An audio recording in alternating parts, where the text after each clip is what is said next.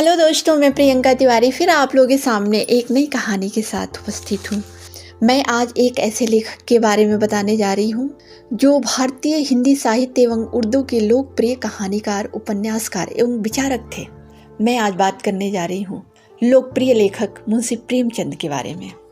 मुंशी प्रेमचंद का नाम हिंदी साहित्य के महानतम लेखकों में शुमार किया जाता है। उन्होंने अपना संपूर्ण जीवन साहित्य की साधना में ही समर्पित कर दिया था। हिंदी और उर्दू साहित्य में मुंशी प्रेमचंद के विशिष्ट योगदान के लिए आज भी याद किया जाता है। बता दें कि मुंशी प्रेमचंद हिंदी साहित्य में सबसे अधिक लोकप्रिय और सबसे ज़्यादा पढ़े लिखे जाने वाले लेखक में से एक हैं। उन्होंने अपने जीवन में 300 से अधिक कहानियाँ, 1 दर्जन से अधिक उपन्यास, निबंध, आलोचना, लेख और संस्मरण जैसी अनेक विधाओं में साहित्य का सृजन किया। इसके साथ ही उन्होंने हिंदी पत्रकारिता के क्षेत्र में अपना अहम योगदान दिया था, जहां मुंशी जी ने माधुरी, हंस और मर्यादा जैसी लोकप्रिय पत्रिकाओं का संपादन किया था। क्या आप जानते हैं, उपन्यास के क्षेत्र में उनके विशेष योगदान को देखकर बंगाल के प्रसिद्ध उपन्यासकार शरत चंद्र चट्टोपाध्याय ने उन्हें उपन्यास सम्राट कहकर संबोधित किया था। आइए जानते हैं साहित्य के महान लेखक मुंशी प्रेमचंद की जीवन के साहित्यिक उपलब्धियों के बारे में। हिंदी साहित्य के विख्यात साहित्यकार मुंशी प्रेमचंद का जन्म 31 जुलाई 1880 को वाराणसी के निकट लम्ही गांव में हुआ था। प्रेमचंद का मूल नाम धनपत राय था, किंतु वे अपनी कहानियां उर्दू में नवाब राय नाम से लिखते थे। उनके पिता का नाम अजायब राय था और वह डाकखाने में साधारण सी नौकरी करते थे। बचपन से ही प्रेमचंद का जीवन संघर्षों भरा था। वे 8 वर्ष के थे तभी उनकी माता आनंदी देवी का देहांत हो गया था। उनके पिता ने दूसरी विवाह कर लिया, लेकिन प्रेमचंद माँ के प्यार और स्नेह से हमेशा वंचित रहे। मुंशी प्रेमचंद का मात्र 15 वर्ष की आयु में बाल विवाह हो गया था। उस समय वह हाई स्कूल में थे, लेकिन 1 वर्ष के बाद ही उनके पिता का देहांत हो गया। इसके बाद वह अचानक ही पूरी गृहस्थी और खर्च का बोझ मुंशी जी के कंधों पर आ गया। वह बचपन से ही पढ़ने के शौकीन थे। उन्होंने वर्ष 1898 में मैट्रिक की परीक्षा पास की और एक स्थानीय विद्यालय में शिक्षक नियुक्त हो गए। परिवार की देखरेख के साथ साथ मुंशी जी ने अपनी पढ़ाई जारी रखी और वर्ष 1910 में फारसी, दर्शन और अंग्रेजी और इतिहास विषय के साथ इंटरमीडिएट की परीक्षा पास की। इसके बाद वर्ष 1919 में उन्होंने स्नातक की डिग्री प्राप्त की और शिक्षा विभाग के इंस्पेक्टर पद पर नौकरी करने लगे। क्या आप जानते हैं कि मुंशी प्रेमचंद एक वकील बनना चाहते थे, लेकिन आर्थिक तंगी के कारण उनका यह सपना हमेशा के लिए अधूरा रह गया। पारिवारिक समस्याओं और आर्थिक तंगी के कारण उनकी पत्नी अपने मायके चली गई और कभी वापस नहीं लौटी। इसके बाद मुंशी प्रेमचंद ने सन 1906 में दूसरा विवाह शिवरानी देवी से किया, जो एक बाल विधवा थी। इस विवाह से उनकी 3 संतानें हुई, जिनके नाम हैं श्रीपत राय, अमृत राय और कमला देवी।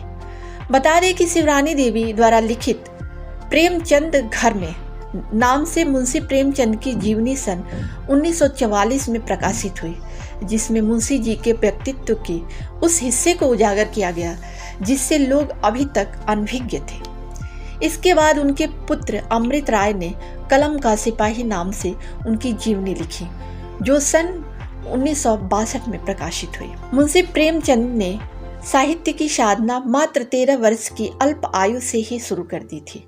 उन्होंने अपनी शुरुआती रचनाएं उर्दू भाषा में नवाब राय नाम से लिखनी शुरू की थी। ये वो दौर था जब मुल्क ब्रिटिश हुकूमत के अधीन था और देश भर में आज़ादी के लिए अनेकों आंदोलन हो रहे थे। प्रेमचंद ने भी आवाम पर हो रहे शोषण, दुख, दर्द और ज्यादती को गहराई से समझा और उसे अपनी लेखनी का आधार बनाया। वर्ष 1910 में उनकी उर्दू रचना सोजे वतन की प्रतियोगिता को ब्रिटिश हुकूमत ने जब्त कर लिया और उस पर प्रतिबंध लगा दी।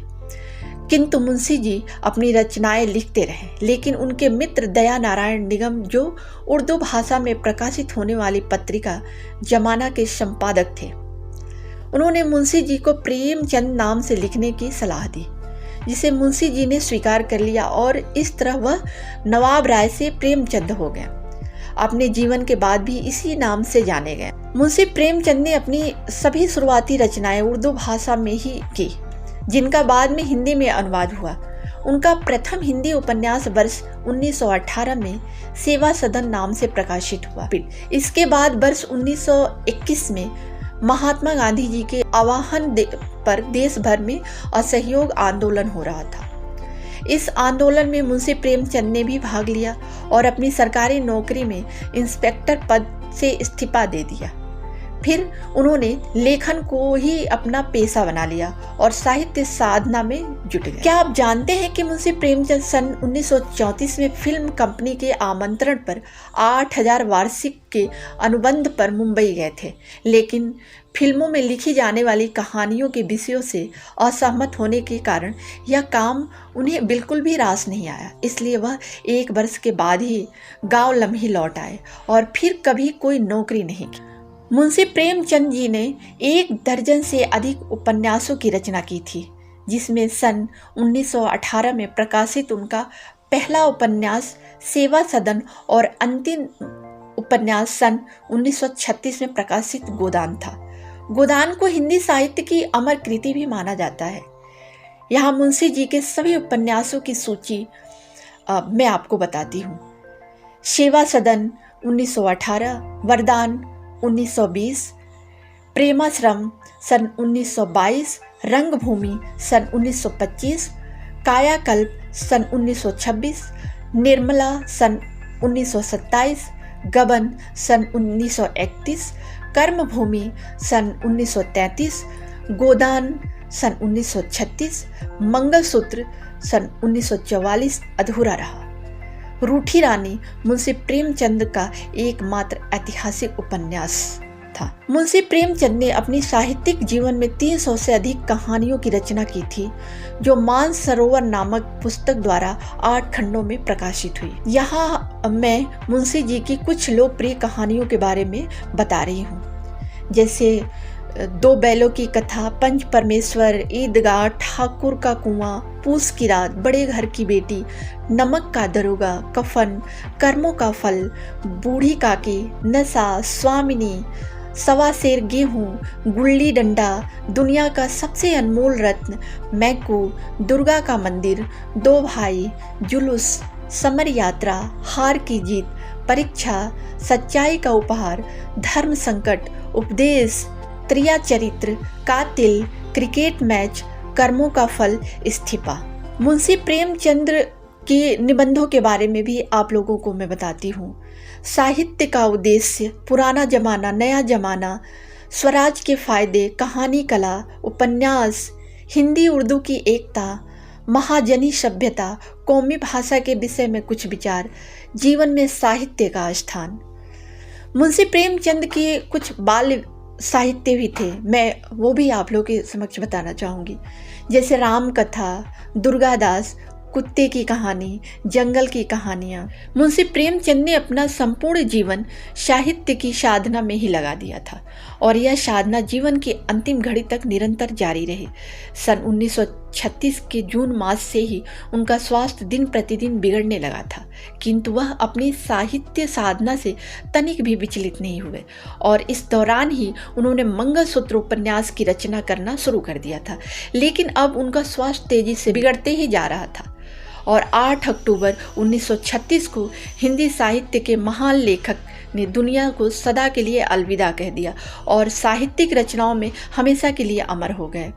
मैं मुंशी प्रेमचंद के कुछ अनमोल विचार के बारे में भी बताना चाहूँगी। सफलता में दोषों को मिटाने की विलक्षण शक्ति है। दौलत से आदमी को जो सम्मान मिलता है वह उसका नहीं, उसकी दौलत का सम्मान है। मैं एक मजदूर हूँ, जिस दिन कुछ लिख ना लूँ उस दिन मुझे रोटी खाने का कोई हक नहीं है। सौभाग्य उन्हीं को प्राप्त होता है जो अपने कर्तव्य पथ पर अविचल रहते हैं। जिस प्रकार नेत्रहीन के लिए दर्पण बेकार है, उसी प्रकार बुद्धिहीन के लिए विद्या बेकार है। यश त्याग से मिलता है, धोखाधड़ी से नहीं। संसार के सारे नाते स्नेह के नाते हैं, जहाँ स्नेह नहीं वहाँ कुछ नहीं। चापलूसी का जहरीला प्याला आपको तब तक नुकसान नहीं पहुँचा सकता जब तक कि आपके कान उसे अमृत समझकर पी न जाएं। कभी कभी हमें उन लोगों से शिक्षा मिलती है जिन्हें हम अभिमानवश अज्ञानी समझते हैं। गलती करना उतना गलत नहीं जितना उन्हें दोहराना है। धन्यवाद।